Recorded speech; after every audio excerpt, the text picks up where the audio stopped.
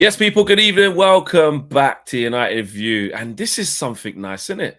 Look at us doing a match preview in the evening because it's a tight turnaround to the next game. Because we haven't got 12/14 days between this game and the next. It's now time to start gearing up towards Manchester United, going up to St. James's Park to face Newcastle United. Big up to each and every single one of you this evening. If you're thinking, oh, this isn't the red carpet, what's going on? A mixture of people's availability plus, like I'm saying, it's time to talk about the next game.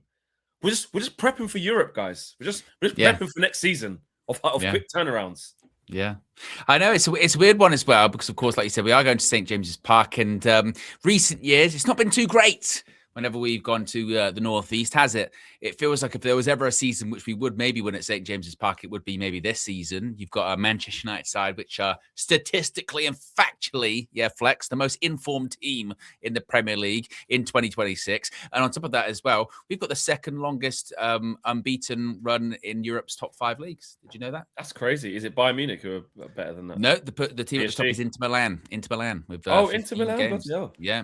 Look at that. That just shows, in it. They just got stuffed by Bodo Glimt, but I know it's weird how that works, but it counts for nothing when it comes into a game. And we've been playing quite a few away games recently, haven't we? Against West Ham, against Everton. Obviously, we're back at home against Palace at the weekend. But it's those away games that these are your gritty performances, aren't you? We're talking about sustainability and performance versus result.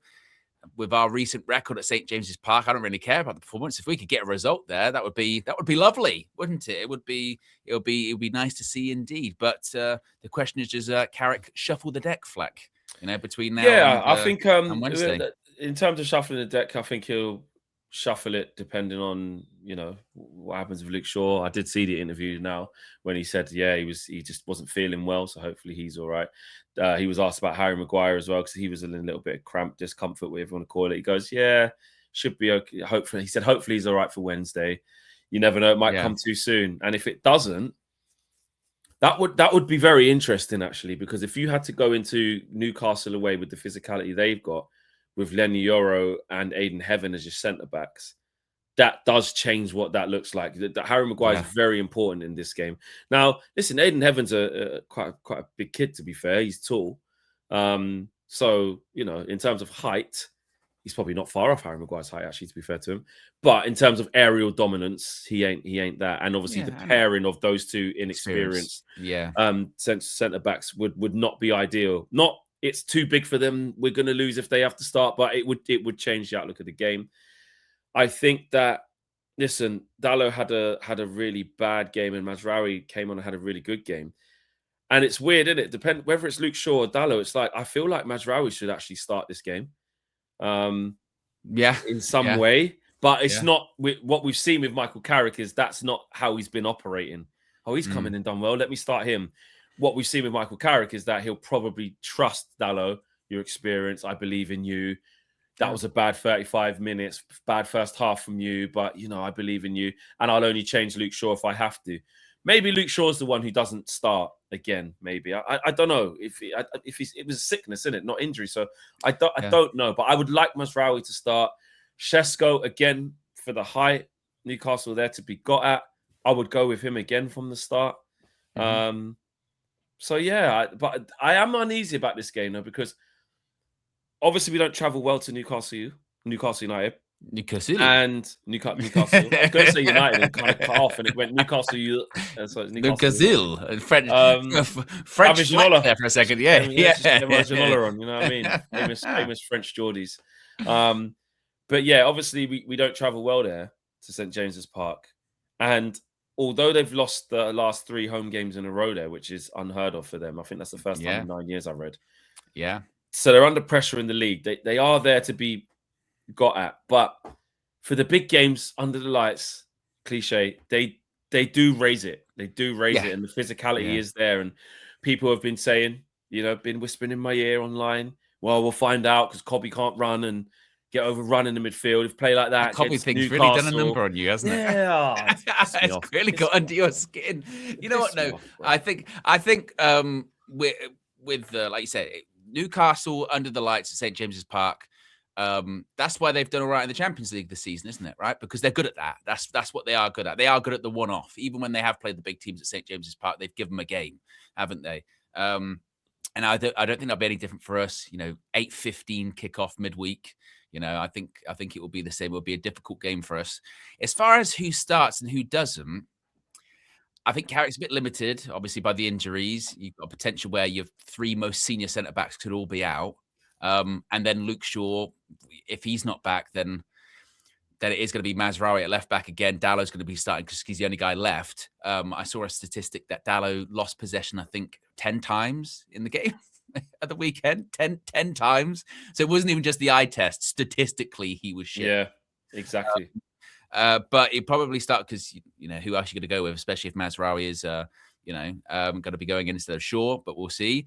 And then when it comes to the attack, I think what the weekend did do, it shined a really good light on what we were talking about in the Everton game with SESKO of whether he starts or not is actually quite irrelevant to the fact of you're still going to have to create chances for him. It doesn't matter when he comes on the pitch or not. You know what I mean? It's like if he starts the game, but you don't create anything for him, he will still be quite ineffective because strikers thrive on service. If he comes on in the 75th minute and you don't create for him, he will still be ineffective because they rely on service. So it's kind of irrelevant if he does and doesn't start. I think given the fact that he started at the weekend and scored, he deserves to carry on starting. But the critical thing there is those players that are in and around him. So you would think Mbeumo, Bruno, Cunha probably again.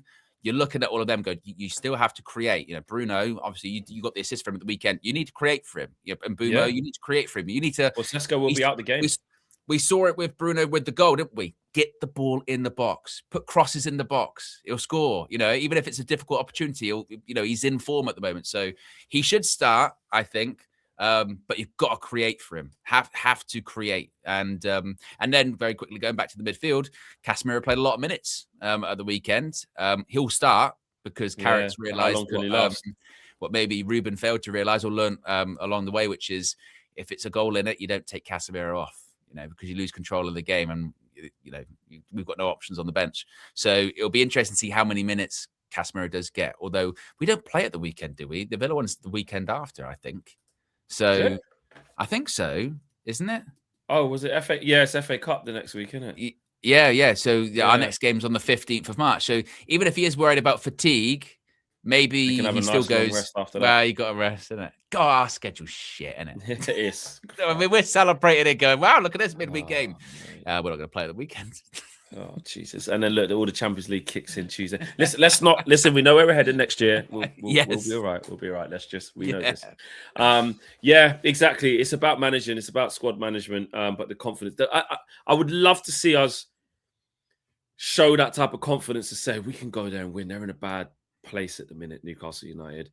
But you got to be physically ready. It doesn't matter how shit they're playing. You have to be absolutely ready to fight, battle, play with intensity and match it. They still got the team, the spine that is, super strong. You're still going to probably bump into, Tonali and, who started the last game?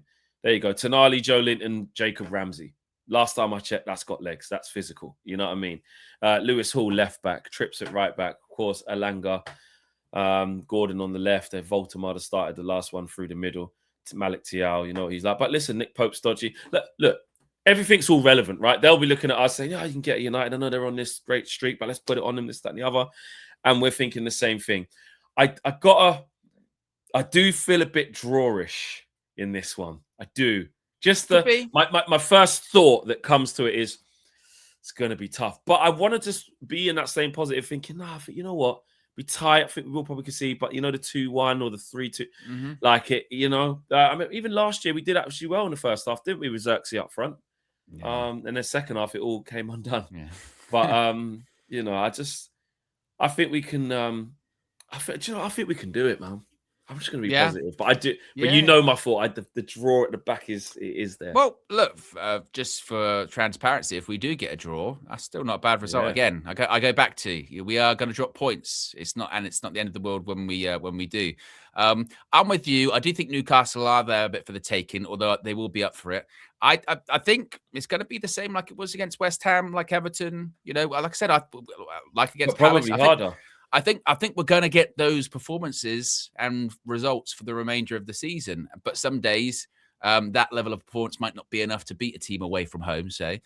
So I think I'm going to go over 2-1 like you. I think it will be, we're going to have to grind it out. A draw wouldn't shock me. And I don't think it's a terrible result.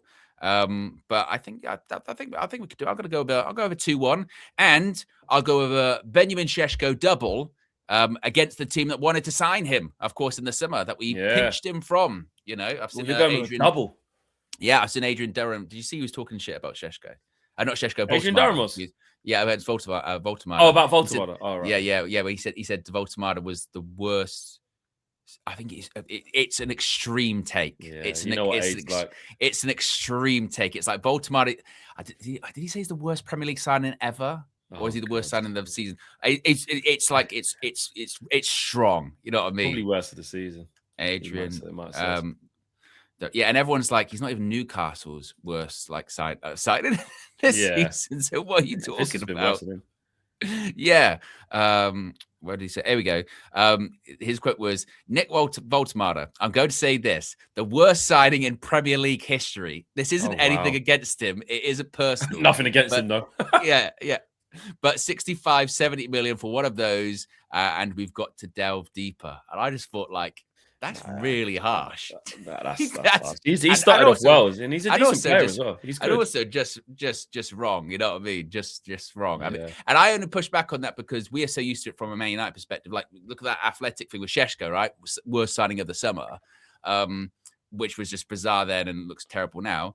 And even like with Voltemade, I know Newcastle have had a bad season, but Voltemade has actually been one of their better players. He was at the start. I was speaking to some Newcastle fans. We've got a resident Geordie in it Talk Sport. Yeah, Jack Cunningham. He's the resident Geordie there. Goes to all the games and he's a correspondent there. Speaking to him quite a lot. It's the drop off, but the drop off they've put it down to. We don't play to his strengths. Like we need to run his. We're linking up with him, and they're not linking up with him well. And then Eddie Howe's been playing him as a left 8. He's Joe Linton'd him. You know what I mean? As a striker, playing him in midfield for the last couple of games. And then the last game, he put him back up front. But yeah, it's been a little bit of a, it's not the worst starting Premier League history. But absolutely not. No, I think we've got some strong contenders for that one. Absolutely, yeah. And he's actually a decent player. He's a good player, Baltimore. I quite like him. So there's our predictions. Owen going with the 2-1. I'm going with the 2-1, but wouldn't be surprised at the draw here. They're there to be got at. How much confidence can we show? You look at Everton going there, you look at Brentford going there. These teams are going there and leaving with 3 points and playing well. So clearly they're not functioning as the same Newcastle United. If we had Matty Renton on here right now, he'd probably be Matty Renton. We're not Matty Renton. Matty Renton. There's only one United name ever. There's it is. Yeah. We've got a real Bruno. We've got real Bruno. Mate, Peter Beardsley. Yeah, Peter Beardsley, a bite of growth. Leave us alone, like. Aye, man. But yeah, 2-1 win. We're going 2-1 win. 2-1 win. Under W's in the chat. And look, if we get an early goal, that place will turn quite not toxic, but there'll be. No, I see what you mean. Yeah, it is uneasy. Exactly. It's uneasy. And Owen, I know it's looking a bit too far forward, but Aston Villa do play Chelsea at the same time. And if we can, well, obviously someone's taking points off someone. I hope the best case scenario is obviously we beat Newcastle United and those two draw. That's my perfect night. Then our next fixture, not this weekend, we get a full rest. Villa. Villa. And then you take them out the equation. It's there first flag. And the positivity with this team, you just wouldn't put it past them. Like that would be brilliant. But even if we did draw, and Villa maybe lost, Chelsea gained 2 points and us, so that go down to 4 points instead of 6. You just don't know. That's why we need to get that 6-point gap from the weekend. So there's margin for error, and we play Villa. Hopefully, knock them out the park. Still got to go to the bridge as well, and Chelsea will drop more points, 100%. Right, there you go, guys. Let us know what you're saying about that. We'll be on the match view. in a couple of days' time. Of course, Wednesday night, 8:15 kickoff. We'll see you there, guys. But also, we'll see you in the morning for the morning view. Smash a like on the video, get your predicted lineups, get your predictions for the game in the chat below, and we'll see you soon. Take care. Peace.